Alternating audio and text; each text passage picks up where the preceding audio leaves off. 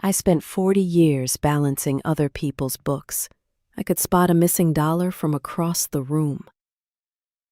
But it took me too long to notice the ones disappearing from my own account.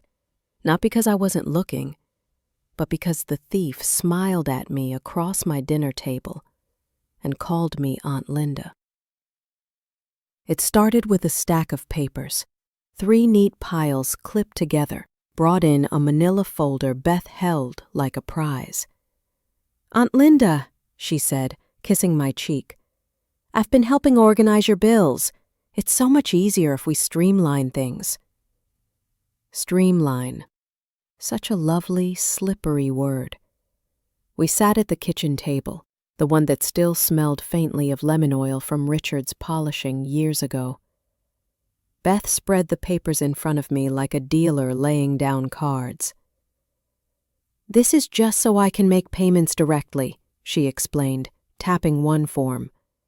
"This one consolidates your utilities, makes life easier, less for you to worry about."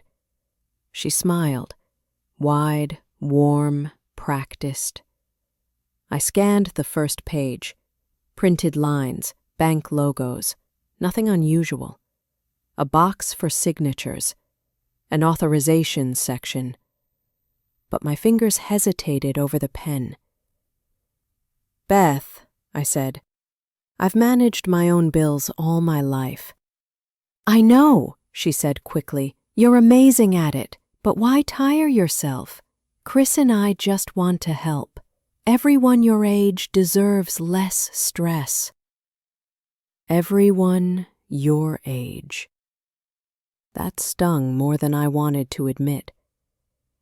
71 isn't ancient. My mind is sharp. Numbers still line up in my head like soldiers. But her tone, sweet, condescending, pressed at the softer places grief had left since Richard died. I signed the first page, then the second, quick, practiced signatures, the way I'd done 1,000 times before.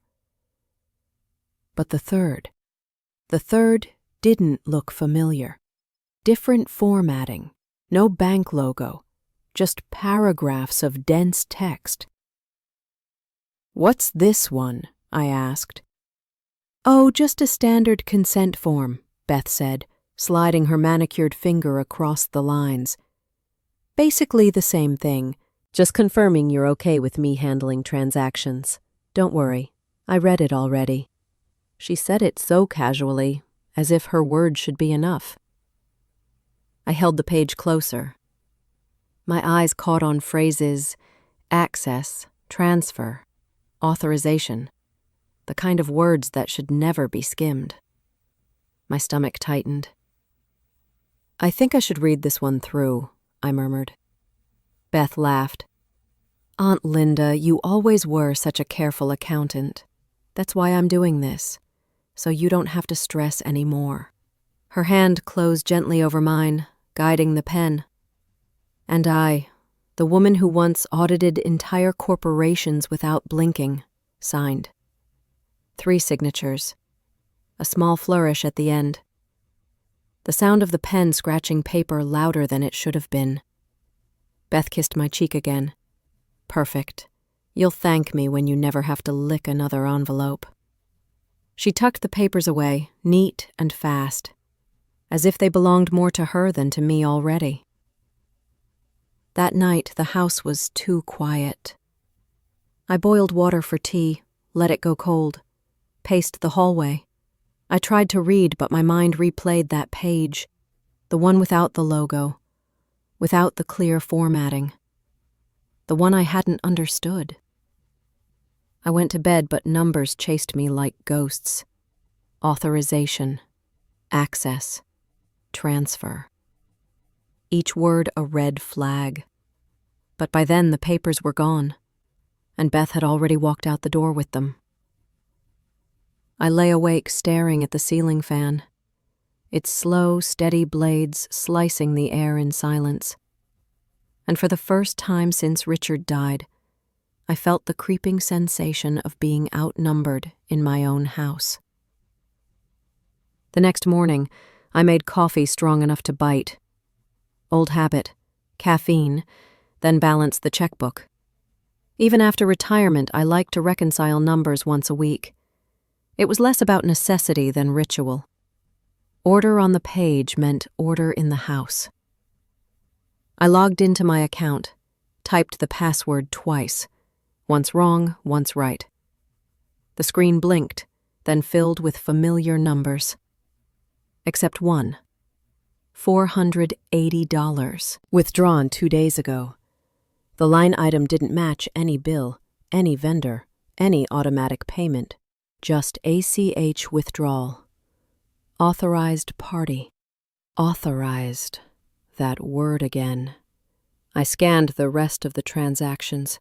Grocery store, gas, electricity, all me. But that $480, it sat there like a stain. I reached for my paper files, checked every bill. No match. For a moment I told myself maybe it was me, a memory gap, a forgotten purchase, but I don't forget money. I never have. I made a note in the ledger. $480, missing. Check again. 2 days later, another entry appeared. $325. Different date, same label. ACH withdrawal, authorized party. My pulse jumped. That was not a coincidence. That was a pattern. And if there's one thing numbers never do, it's lie. I printed the statements, spread them on the dining table, circled the entries with a red pen. The ink bled slightly into the paper, like a wound spreading. Beth's voice replayed in my head. Routine authorizations. Nothing complicated, just for your peace of mind. Peace. That's what she called it. But the only peace she'd given me was on paper, and she was cashing it out, piece by piece. I wanted to believe it was a mistake, that she'd mixed up her own account with mine, that Chris had accidentally set the wrong routing number. But deep down, I knew better.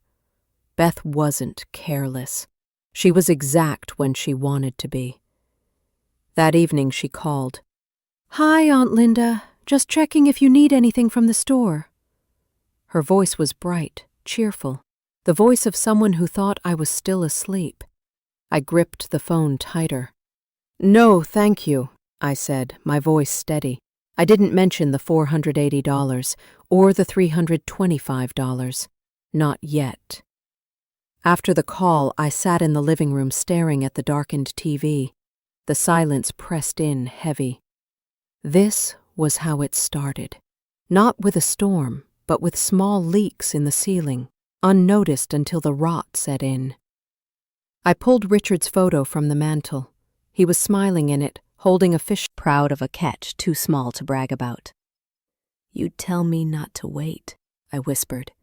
You'd say, the numbers don't lie, Lynn. Trust them before you trust people. I set the photo back, picked up my ledger, and under the red circles I wrote, Watch closely. The pattern has begun. Beth insisted on cooking. Homemade lasagna, she said over the phone, voice syrupy with enthusiasm.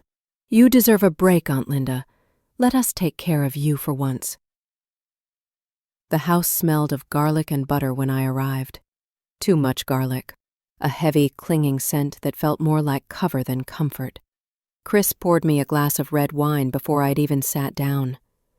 Relax, he said, flashing that broad smile of his. You've earned it.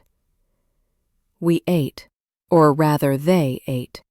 I pushed pasta around my plate, nodding at stories about their busy week. Beth laughed too loudly. Chris touched her hand too often. The whole performance was staged, like actors who knew the audience was me. Halfway through the meal, the shift came. I'd been waiting for it. Beth put her fork down, leaned in slightly. Aunt Linda, we've been talking. Chris and I really think you're carrying too much on your shoulders. I sipped wine, silent. Bills, statements, taxes, she continued. It's exhausting at any age, but at yours, it breaks my heart to see you stressed. Chris chimed in smoothly. Beth's right. You shouldn't have to worry about numbers anymore. You should be enjoying yourself. Let us take the load off. Enjoy myself. As though spreadsheets and reconciliations hadn't always been my way of breathing. I set my glass down carefully. I'm not stressed, I said. Beth tilted her head, smile fixed. Of course you'd say that. You've always been strong. But Aunt Linda, you don't have to be. Not with us. Her voice softened to a whisper.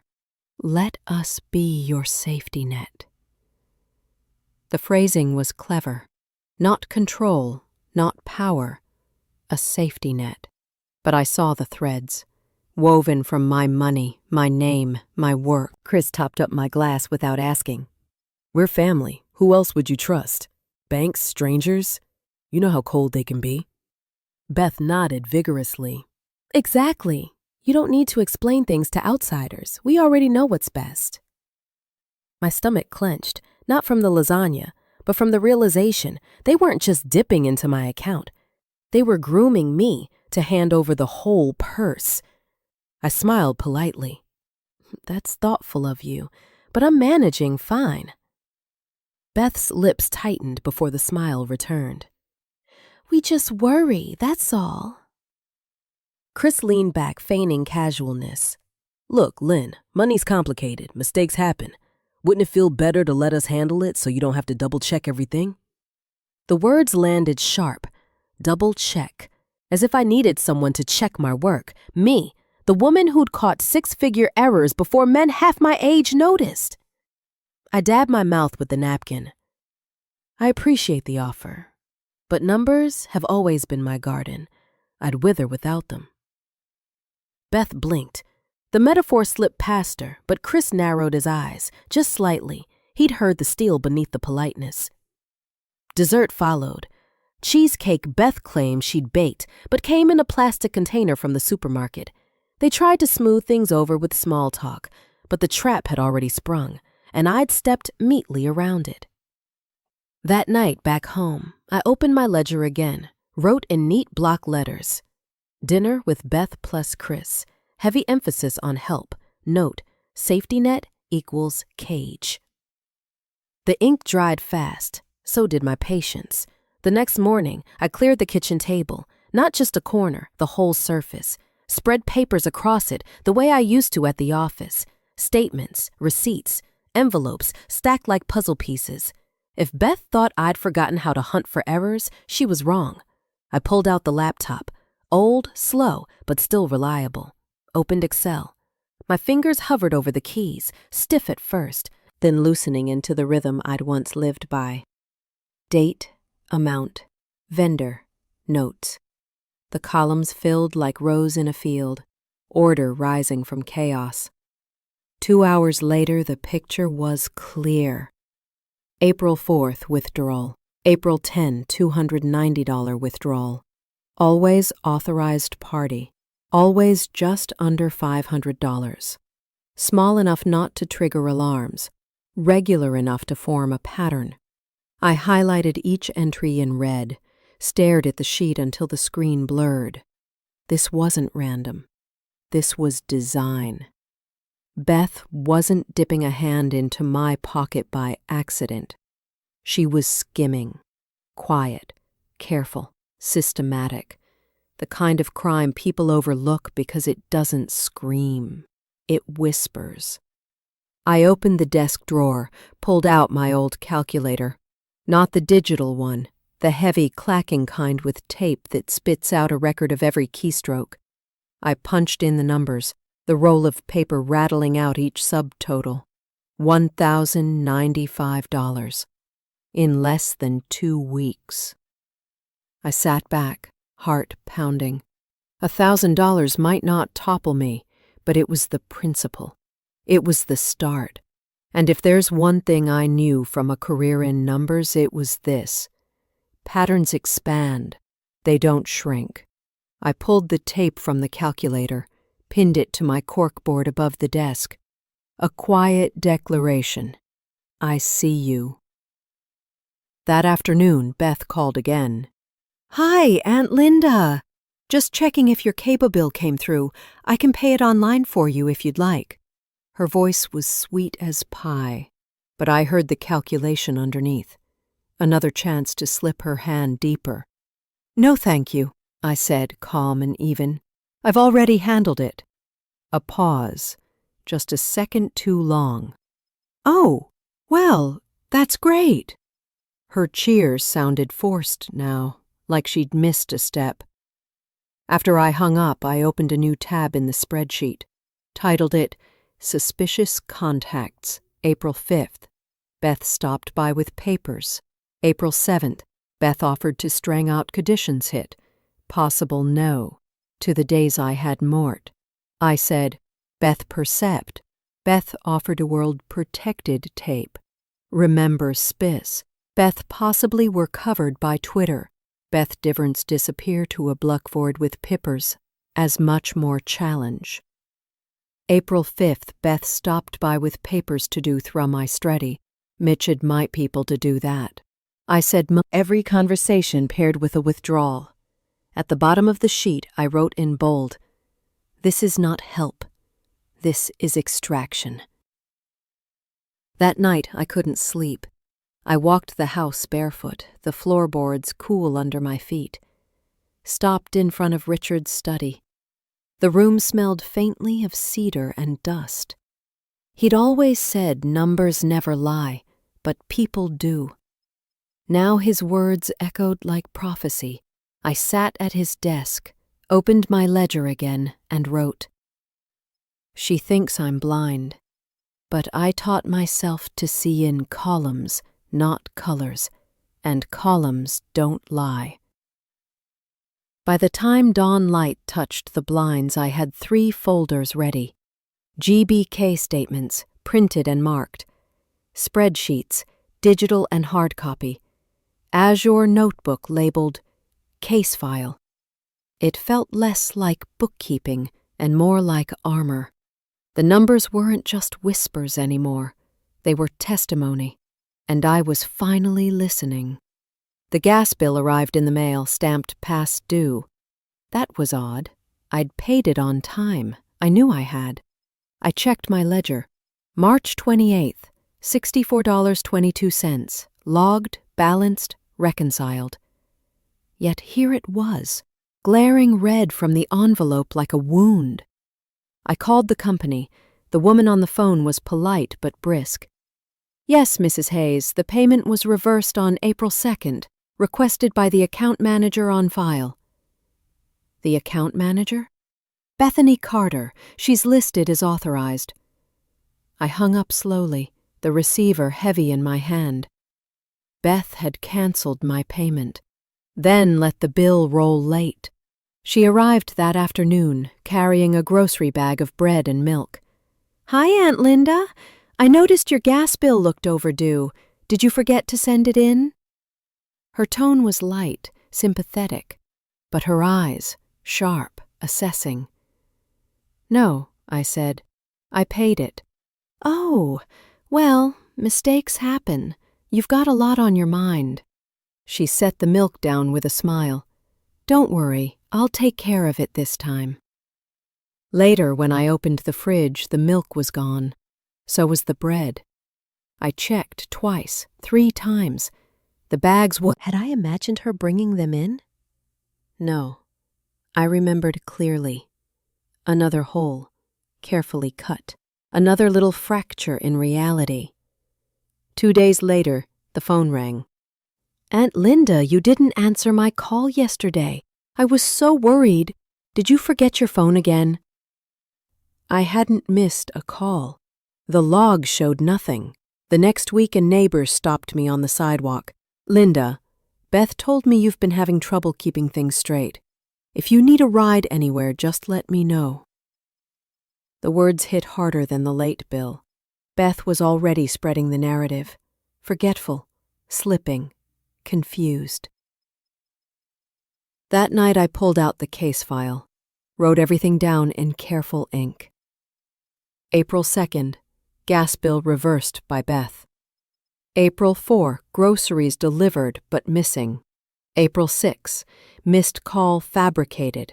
April 7th, neighbor comment, trouble keeping things straight. Each line was a nail driven steady. Evidence, not paranoia. I remembered my years at the firm. The men would sometimes tease me, call me the ledger witch, because I never let anything slip. I caught mistakes they didn't even know they'd made. Beth thought she was clever, but she was just sloppy. The next morning she appeared again. "Morning, Aunt Linda. You look tired. Are you sleeping okay?" "I'm fine," I said. She touched my arm. "You know, if it gets too much, Chris and I could start handling the monthly bills. All of them. You wouldn't have to worry about forgetting anything." I met her eyes, calm. "I'm not forgetting. I'm remembering more than you think." For the first time, her smile slipped, just for a second, but it was enough. After she left, I sat at the table and added a final note to the day's entry.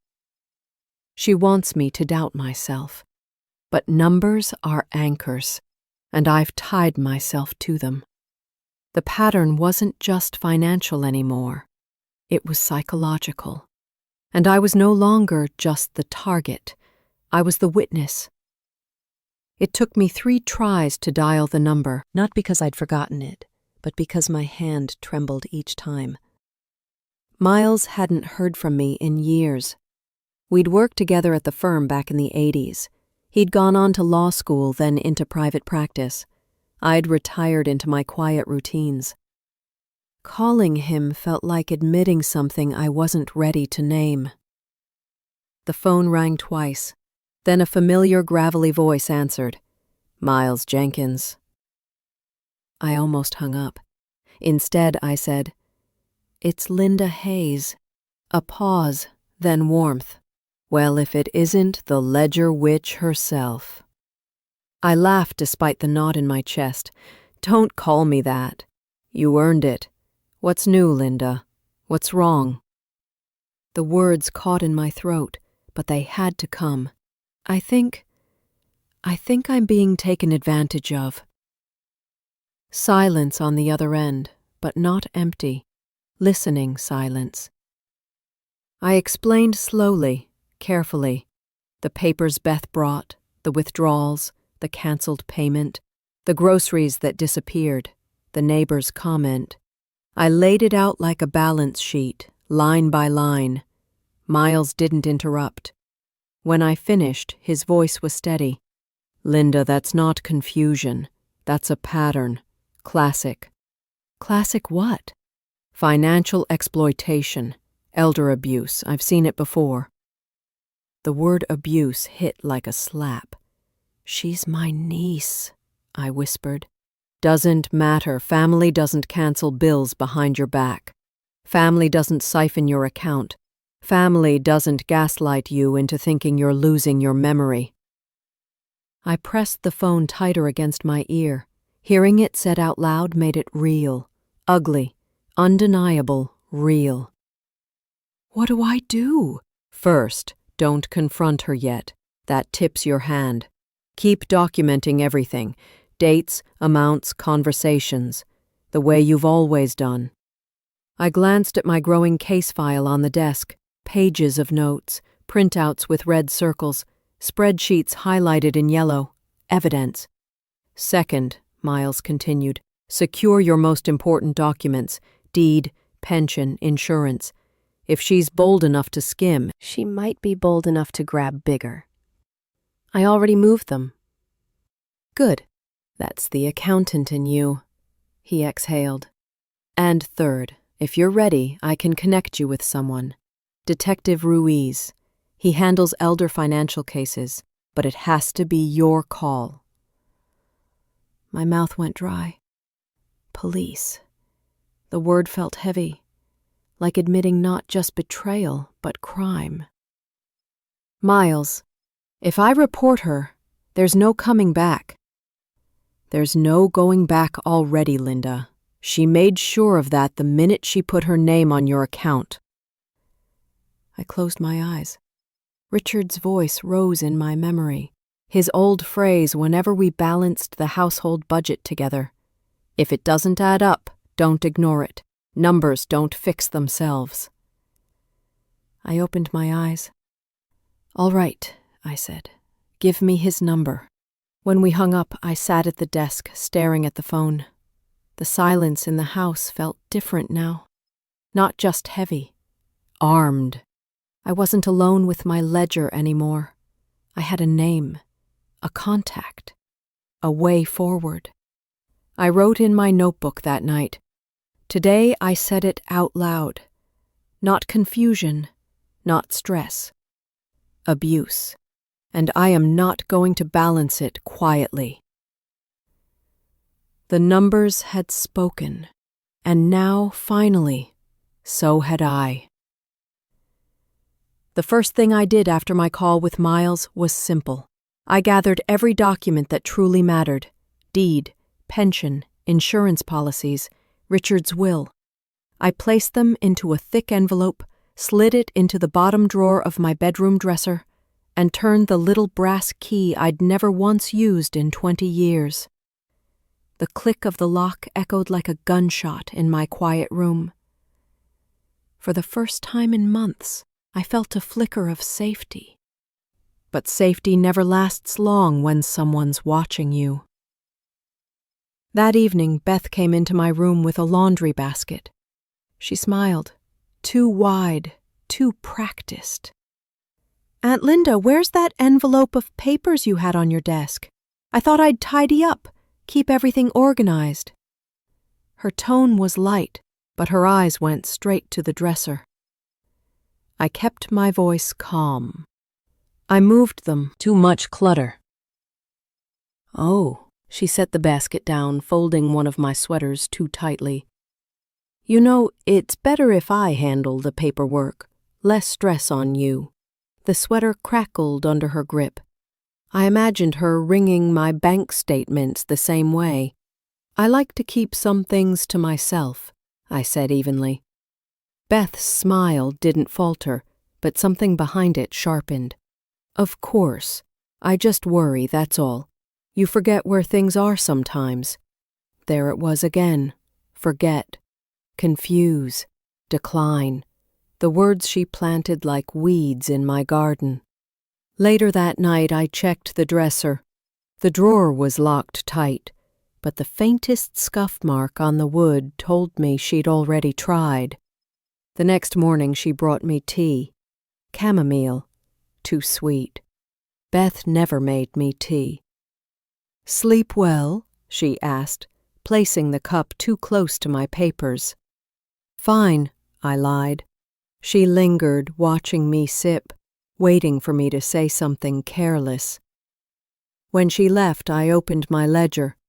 I noted the date, time, and every word she'd said. The file grew thicker by the day. Numbers don't lie, neither do patterns, and the pattern was clear. Beth knew I was slipping from her grip, and she didn't like it. That afternoon, I walked down to the bank by myself. The crisp autumn air cut through me, but I welcomed the sting. It reminded me I was still alive, still in control. At the bank, I asked the clerk, a young woman with bright red glasses, to set up alerts on my account. Every withdrawal, every check, every login attempt, straight to my phone. She typed quickly, then looked up at me. You want to limit access, too? I hesitated. Beth would notice. Not yet, I said. Just let me know when something happens. It was a half step, but even half steps change the balance. When I returned home, Beth was waiting in the kitchen, arms crossed. Where'd you go? I held up a grocery bag with apples. Market. Without telling me? Her tone was casual, but her eyes burned with accusation. Do I need permission? She blinked. then smiled, too brightly. "Of course not, Aunt Linda. I'd just like to know where you are." That night, I wrote in my notebook, "Beth knows I moved the papers. Beth tried the drawer. Beth is tightening her watch. But I am not afraid. Not anymore." The war had shifted. No longer invisible. We were circling each other now, two players on a board where every move mattered. And I knew this. I wasn't going to lose my house, my money, or my dignity to someone who underestimated the woman who taught herself to see through numbers. The buzz came at 11:42 p.m. A sharp vibration on the nightstand, loud in the silence of the house. I blinked awake, heart already pounding, phone screen glowing. "Alert! Withdrawal of $400 from checking account, authorized by Bethany Carter." I sat up slowly. There it was. Proof not in whispers or suspicions, but in digital ink. Theft. Documented. Time-stamped. I padded barefoot to the living room, careful on the creaky floorboards. The house smelled faintly of lavender. Beth's diffuser running in the corner. Through the dim light, I saw her in the kitchen, back to me, phone in hand. She tapped, paused, tapped again. The glow of her screen lit the curve of her smile. My phone buzzed a second time. Another alert. Alert. Withdrawal of $325 from checking account. Beth slipped the phone into her robe pocket, humming faintly as she poured herself a glass of water. Then she turned and froze when she saw me in the doorway. "Aunt Linda," she gasped, hand to her chest. "You scared me. Couldn't sleep?" Her tone was syrup, but her eyes flickered, calculating. "Just thirsty," I said. I walked past her, filled a glass at the sink and drank. She lingered, too still. "Funny," she said softly. "I thought I heard your phone earlier. You're not up checking things at this hour, are you?" I met her gaze over the rim of my glass. "I sleep lighter these days." A pause stretched between us. "Big day tomorrow." She brushed past me, robe swishing. The faint smell of her perfume lingered in the air long after she shut her door. Back in my room, I sat at the desk and wrote in my notebook. April 16th, 11:42 p.m. $400 withdrawal. April 16th, 11:47 p.m. $325 withdrawal. Witnessed Beth in kitchen during alerts. Underlined twice. Caught in real time. I opened my laptop, saved screenshots of the alerts, printed them, taped them to the growing wall of evidence above the desk. The numbers told a story now. Not whispers, not hints. Confession. The next morning, Beth was all sunshine. She scrambled eggs, set the table, even brewed coffee the way Richard used to like it. Chris joined, humming as if nothing in the world were wrong. I watched them both carefully. Beth laughed too loudly at nothing. Chris avoided my eyes. Halfway through breakfast, Beth spoke. "Aunt Linda, I've been thinking, maybe it's time to streamline your accounts. One card, one checking account, easier to keep track of." I forked my eggs slowly. I like my system. Her smile thinned. Systems get complicated. And, well, at your age, complicated can turn into confusing. There it was, the refrain, confused, forgetful, slipping. But I didn't bite. I smiled back, calm as a banker. That's why I write everything down. Numbers don't forget. Her fork froze midair, for just a second. Then she laughed, but the sound was hollow. After breakfast, I slipped away to my room and called Miles. She made 2 withdrawals last night, I said. I got the alerts, screenshots, printouts, everything. Miles whistled low. Good work. That's concrete, Linda. Exactly what Ruiz will need. I hesitated. Should I confront her? Not yet. Let her keep digging. The deeper she goes, the stronger the case. Just stay calm, document, play along, and for God's sake, don't let her know you're on to her. I closed my notebook, hand steady now. For the first time in weeks, I felt not just wary, but Beth thought she'd pulled one over on me. But she'd slipped, and numbers don't forgive slips. It was Margaret, my neighbor of 20 years, who stopped me first. I was out on the porch sweeping when she ambled over, cardigan buttoned crooked, her small dog yapping at her ankles. She lowered her voice as though sharing a secret. Linda, dear, I just wanted to check in. Is everything all right at home? I gripped the broom tighter. Why wouldn't it be? Margaret hesitated. Well, Beth mentioned you've been a little forgetful lately, that sometimes you lose track of bills or misplace groceries. She asked me to keep an eye out, just in case.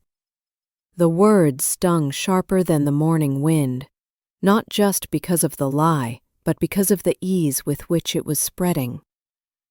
Beth wasn't content to skim my account. She was building a record, a story. I forced a smile. Thank you, Margaret, that's kind. But I assure you, I'm just fine. She nodded, embarrassed, and tugged her dog away. I stood on the porch long after she'd gone, the broom still in my hands, the cold sinking into my bones. Back inside, I opened the case file. New page, date, time, witness. April 18th.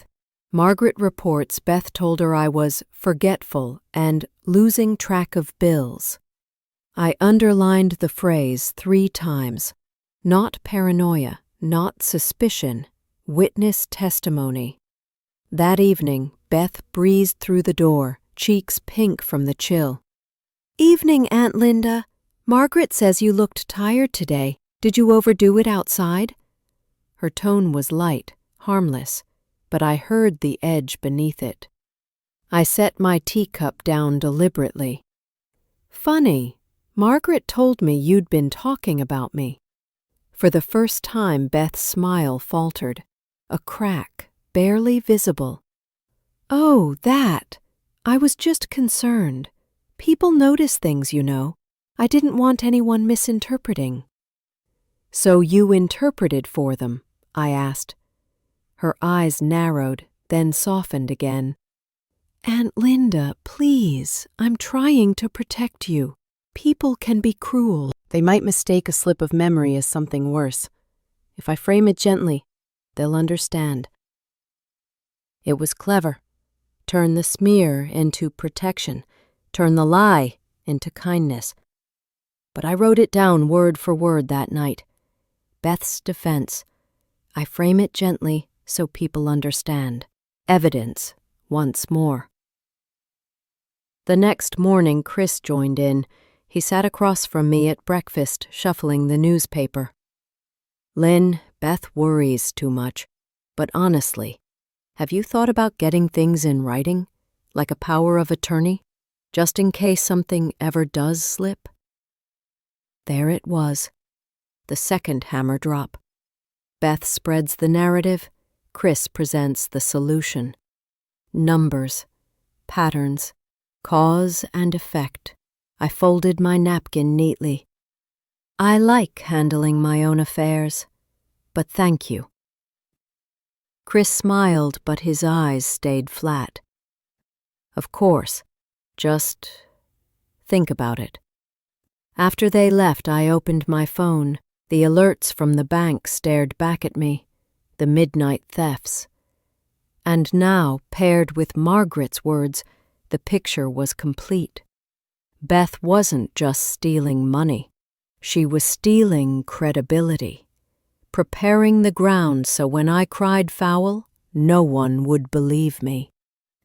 I sat at the desk, pen scratching. They think numbers aren't enough, that community whispers will erase the math. But whispers fade, paper stays. I taped Margaret's name onto the evidence board, witness column, neighbor testimony. When I leaned back, the wall of papers looked less like a case file and more like a battlefield map. And for the first time, I saw the war not just as defense. I saw it as strategy. Miles arranged the meeting in a quiet office above a bookstore downtown. Neutral ground, no chance of Beth dropping by. When I walked in, the space smelled faintly of paper and coffee. Books lined the walls in mismatched shelves. A desk waited in the center, tidy but lived in. Behind it sat a man with sharp eyes and silver hair. "Mrs. Hayes," he said, standing to shake my hand. "Detective Ruiz. This is Claire Reynolds, elder law specialist." Claire was younger, maybe in her 40s, with clear glasses and the voice that carried calm authority. I took the seat between them, my file balanced on my lap like armor. Ruiz gestured. "Why don't you start from the beginning?" I opened the folder. Page by page, I laid it out. Bank statements with red circles, umpiling outs of withdrawal alerts, spreads color-coded by date, hamifications, notes, every interaction logged, Margaret's testimony, written in neat ink. The table filled with paper, columns, receipts, the kind of order that left no room for doubt. When I finished, the room was silent for a beat. Claire broke it first. "Mrs. Hayes, this is one of the most thorough case files I've ever seen from a client." Her tone wasn't patronizing, it was respect. Ruiz nodded. "She's right. What you've documented, that's not carelessness. That's a coordinated attempt to control your finances and reputation." Hearing it said aloud unclenched something inside me. For weeks, Beth had chipped at my reality, whispering forgetful, confused. Now 2 professionals were telling me I wasn't crazy. "So what happens now?" I asked. Claire leaned forward. "You have options. First, we can revoke Beth's access to your accounts immediately, file paperwork to strip her authorization. That protects you financially." Ruiz added, "Second, we can open a criminal investigation. Fraud, financial exploitation, even gaslighting. The law recognizes those patterns now." The word criminal made my chest tighten. Beth's face flashed in my mind, smiling as she folded my sweater too tightly, humming in my kitchen at midnight. "She's my niece," I said softly. Ruiz didn't flinch. "And she's committing a crime. Blood doesn't change that." Claire's voice was gentler. "You're not punishing her, Mrs. Hayes. You're protecting yourself. That's the line we have to hold." I looked down at my notes. The columns were steady, the numbers precise, each one a piece of truth. "I'll do it," I said. "File the paperwork, protect the accounts, and if it comes to it, press charges." Ruiz nodded, already making notes. Claire handed me a pen. "We'll start with revocation of Beth's authorization. From now on, only you handle your accounts. Any attempt she makes to interfere will be evidence." I signed my name, Linda Hayes. Firm, deliberate strokes. For the first time in weeks, the act of signing felt like power, not pressure. As I left, Ruiz walked me to the door. "Mrs. Hayes, you're not the first person to sit in that chair with this story, but you might be the best prepared. Keep that spine of steel. You're going to need it." On the drive home, the city lights blurred through the windshield. I replayed Claire's words in my mind. "You're not punishing her. You're protecting yourself." Beth thought she was tightening a noose. She didn't realize I'd just handed the rope to the law. That night, I wrote in my ledger, April 20th, Ruiz and Reynolds confirmed. Not suspicion, not confusion. Crime. Today I stopped being a target. Today I became a case. Beth returned 2 days later with a manila envelope under her arm. She set it on the table like a gift. Aunt Linda, Chris and I thought it was time we got things squared away. Just a few updates, nothing complicated. Her voice was honey. Her smile stretched too wide. I glanced at the envelope but didn't touch it. Updates? Chris stepped forward, his tone all reassurance. It's just paperwork, power of attorney, a medical directive. Everyone does it. Makes things easier down the line. I folded my hands in my lap, keeping my face soft. Easier for who? Beth laughed lightly. For you, of course. We want you to relax. No stress. But her eyes betrayed her hunger, darting toward the envelope, then back to me. I tilted my head. I'm not sure I understand everything in those documents. Maybe you could walk me through them. Slowly? Her smile faltered for a split second, then returned. Of course. We'll explain each part. You just need to sign where the X's are. I nodded, pretending to study the papers as she slid them across the table. Dense paragraphs, legal jargon. But Claire had already warned me. Forged clauses, hidden transfers, irreversible control. I lifted a page, held it up to the light. This looks complicated, I murmured. Beth leaned closer, almost whispering. Don't worry, we'll take care of everything. You trust us, don't you?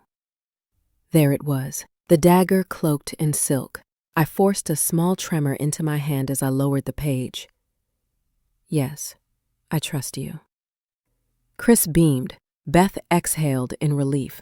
They thought the fortress walls had cracked. They didn't know Detective Ruiz was parked down the street, or that my blouse hid a microphone no bigger than a button. Beth slid the pen toward me. Just sign here, Aunt Linda. We'll handle the rest. I held the pen, hovering above the page. Let the silence stretch until Chris shifted impatiently. It's really simple, he pressed. Your name, your initials, that's all. I looked up at them with feigned hesitation. What happens if I forget what I signed? Beth was quick, soothing. Then we'll remind you. That's the beauty of it. We'll already have the authority to help. Her words landed heavy, exactly the way Ruiz had predicted. I nodded slowly. All right, but I'd like to review it one more time. Tomorrow. Chris's jaw tightened. Tomorrow? Why wait, it's urgent. I set the pen down gently. I may be old, but I don't rush when it comes to my name.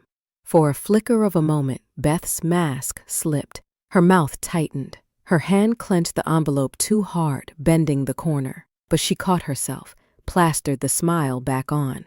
Of course, Aunt Linda. Tomorrow, then. As they gathered the papers, I excused myself to the bathroom. In truth, I was whispering into the tiny mic pinned under my blouse. You got that? Ruiz's voice crackled faintly in my earbud. Every word. Keep stringing them along. They'll push harder tomorrow, and that's when we move. Back at the table, I smiled warmly at Beth and Chris. Thank you, dears. I know you only want what's best. Beth touched my shoulder, her voice dripping with satisfaction. Exactly, Aunt Linda. You won't regret it. When the door shut behind them, I sat alone at the table. The house was silent, but my pulse was loud in my ears. I opened my ledger, wrote one clean line across the page. The trap is set. Tomorrow the account closes. On them.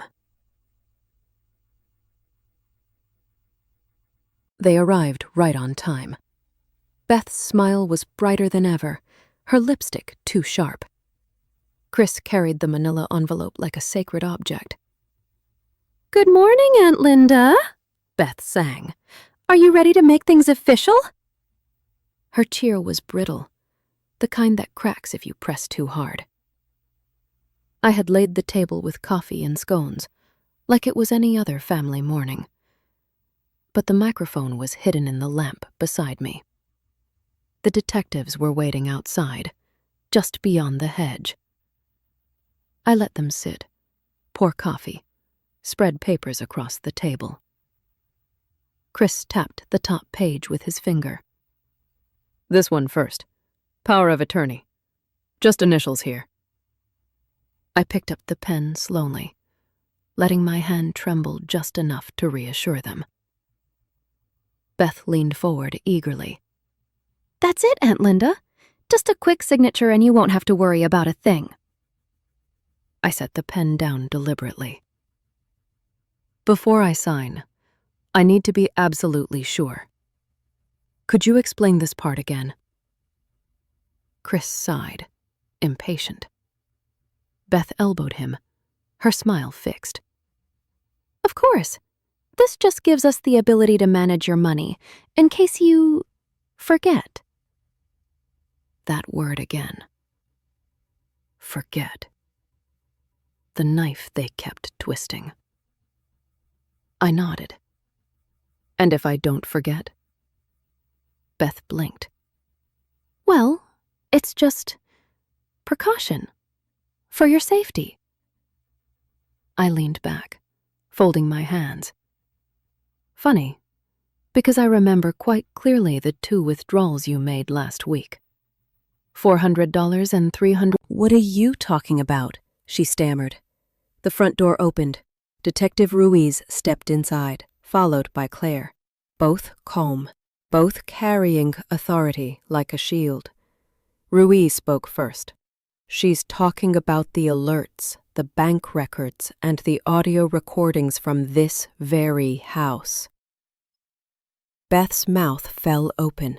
Chris shot to his feet. You set us up! I didn't flinch. I opened my ledger, flipped to the page marked April 16th.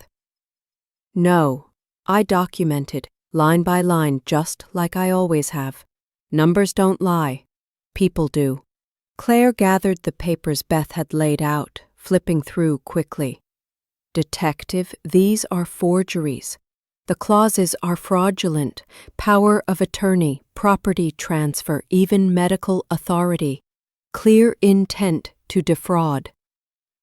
Ruiz nodded, already pulling handcuffs from his belt. Bethany Carter, Christopher Miller, you're under arrest for attempted fraud, financial exploitation, and elder abuse. Beth bolted for the door, but Ruiz's partner was already there. Chris cursed, his face twisted with rage. You'd do this to your own family? He spat at me. I met his glare steadily. Family doesn't steal from me in the dark. Family doesn't whisper lies about my mind to the neighbors. Family doesn't plan to sell my house while I'm still sitting in it. Beth sobbed, protesting. We were just trying to help. Help yourselves, I cut in. As the officers led them out, Beth twisted back toward me, mascara streaking. You'll regret this, Aunt Linda. You'll die alone with your ledgers. The door slammed behind her words. Silence settled over the house. For a long moment, I simply breathed. Then I turned to Claire. So what happens now? She smiled gently. Now you live your life, Mrs. Hayes, with your accounts secure and your dignity intact.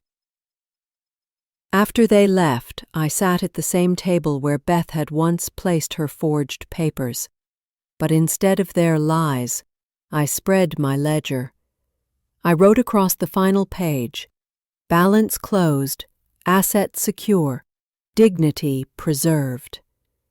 I set the pen #meta, looked around the quiet house, no shadows creeping in from the corners, no whispers of forgetful, confused, just me, my numbers, and the steady truth they'd always carried. And for the first time in months, I felt something I thought I'd lost forever: control.